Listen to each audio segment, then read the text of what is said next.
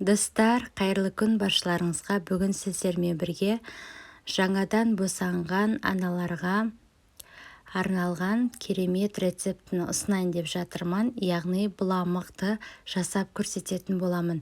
Міндетті түрде видеоны соңына дейін қарауды ұмытпаңыздар.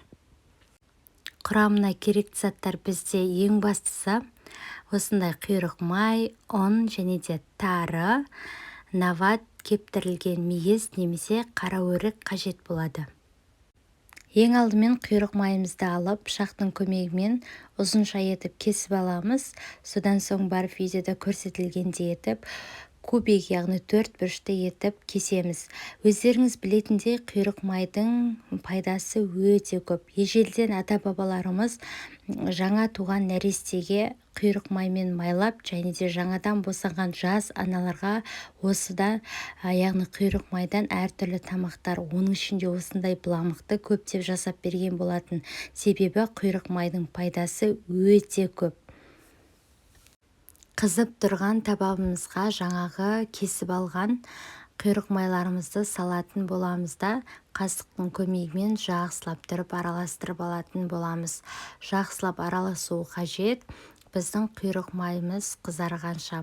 Өздеріңіз білетіндей, құйрық майды сіздерге күнделікті өмірде тұтынуға кеңес беремін. Себебі құйрық майдың құрамында өте көп пайдалы витаминдер және де минералдарға бай десек те болады. Себебі құйрық майды егер де жиі көбірек тұтынатын болсаңыздар, өмір сүру белсенділікті арттырады және де асқазан ішек жолдарына өте пайдалы десек те болады. Міне біздің құйрық майларымыз қызарып пісіп жатыр. Балалық шақта анамыз осылай көп жасап беретін еді. Кішкентай кезімізде құйрық майды жиі жейтін едік. Осылай дайын болған құйрық майларды ыдысымызға салып алатын боламыз. Яғни оны бөлек салып алсаңыздар да болады. Міне бізде дайын болды. Қуырылған қып-қызыл шұжықтарды бөлек ыдысқа салып алдым. Енді қызып тұрған майымыздың үстінен 3 ас қасықтай етіп ұнымызды салып, қасықтың көмегімен жақсылап тұрып араластырып алатын боламыз. Міндетті түрде жаңағы қозғауды тоқтатпаңыздар, себебі біздің ұнымыз бір-біріне жабысып, түйіршік болып қалмау қажет. Сондықтан да тоқтатпай араластырып отырамыз. Өздеріңіз видеода көріп тұрғандай, біздің сұйықтығымыз әдемі формаға келіп жатыр. Яғни біз ұнды қызарғанша жақсылап қуырып алатын боламыз. Біздің ұнымыз қызару керек. Міне біздің ұнымыз қызарып та болды. Енді қазір ұнның үстінен жаңағыдай мұздай суды құятын боламыз. Барлығын құйып жібермейміз, бөлек-бөлек құйып аламыз. Бірінші осы бір кесені толтырмай мұздай суды құйдым, және де жаңағыдай жақсылап тұрып қозғап алдым. Содан соң барып тағы да жаңағыдай жарты кеседей мұздай суды құйып, тағы да тоқтатпай жақсылап тұрып араластыра бересіздер. Яғни қозғай береміз. Тағы да бір кеседей толтырмай мұздай суымызды құятын боламыз да, жақсылап тұрып араластырып алатын боламыз. Менде 3 ас қасықтай ұнға 4 кеседей толтырмай мұздай суды қолданған болатынмын. Өздеріңіз видеода көріп тұрғандай, осылай қасықтың көмегімен тоқтатпай жақсылап тұрып, ұнымыз еріп, белгілі бір жаңағы сұйықтық формасына келгенше қозғай бересіздер. Міне өздеріңіз көріп тұрғандай, белгілі бір сұйықтық формаға келіп жатыр. Есі енді өте керемет болып шығып жатыр. Мына жаңағы бұламықты тезірек ішкім келіп жатыр. Қазір енді келесі қоспаларын қосатын боламыз. Міне біздің бұламығымыз қайнап жатыр. Енді оның үстінен аздап осындай науатты салып жіберетін боламыз. Жақсылап тұрып араластырамыз. Біздің науатымыз еруі қажет.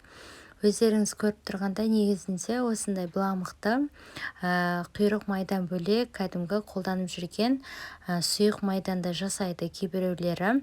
Бірақ құйрық майман өте күшті. Және маған ұнайтын осындай Бұламыққа тары қосып жасаған өте қатты ұнайды. Сіздерге де дәл осылай жасауға кеңес беремін. Мен 2 үлкен ас қасықпен тары салған болатынмын. Тарымен жасалған бұламық өте дәмді болады. Әрі жаңадан босанған аналардың тез өздерінің қалпына келуіне және де кішкентай сәбилерінің іштерінің қатуы, жаңағы іш шаншуына да өте пайдалы бір тағамның түрі десек те болады. Міндетті түрде дәл осылай біздің рецептіміз бойынша жасап көрсеңіздер, бұламықтарыңыз өте керемет болып шығады. Татымына қарай өздеріңіздің қалауларыңыз бойынша осылай науаттың тағы да кішкене бөлігін салып жіберсеңіздер де болады. Бізде келесі қоспа видеода өздеріңіз көріп тұрғандай кептірілген мейіз бен қараөрікті жаңағы бұламыққа қосқан болатынмын. Себебі жаңадан босанған жас аналардың ең басты проблемасы ол бізде іш қатуы. Осы мейіз бен жаңағы қараөріктің кептірілген түрін қолданатын болсаңыздар, бұламыққа іштеріңіз қатпайтын болады. Міндетті түрде осылай қосып, жаңағыдай жақсылап тұрып араластырып алатын боламыз. Бізде жаңағы бұламығымыз жақсылап тұрып қайнауы қажет. Қазір қайнаған кезде сіздерге көрсететін боламын. Міне біздің бұламығымыз қайнап жатыр. Яғни бұл бізде бұламық дайын болды деген сөз.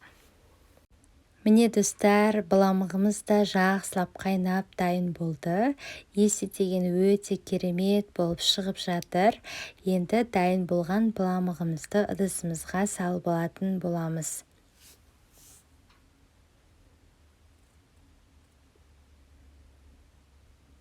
Дайын болған бұламығымыздың үстінен ыстықтай болып тұрған кезінде осылай нағыз ауылдың қолдың сары майын салып жібереміз. Сол кезде біздің жаңаға жасаған бұламығымыз өте дәмді әрі керемет болып шығады. Осылай қасықтың көмегімен майымыз ерігенше араластырамыз. Міне достар, біздің кереметтей болған бұламығымыз дайын болды. Кейбір жерлерде бұны атала деп те айтады. Өте керемет болып шықты. Дәмі деген тіл үйретін. Міндетті түрде біздің айтқан рецепт бойынша жасап көруге сіздерге кеңес беремін. Және де біздің Ақ Дастархан YouTube каналына тіркелуді, лайк басуды және де қоңыраушаны басуды ұмытпаңыздар. Назарларыңызға рахмет.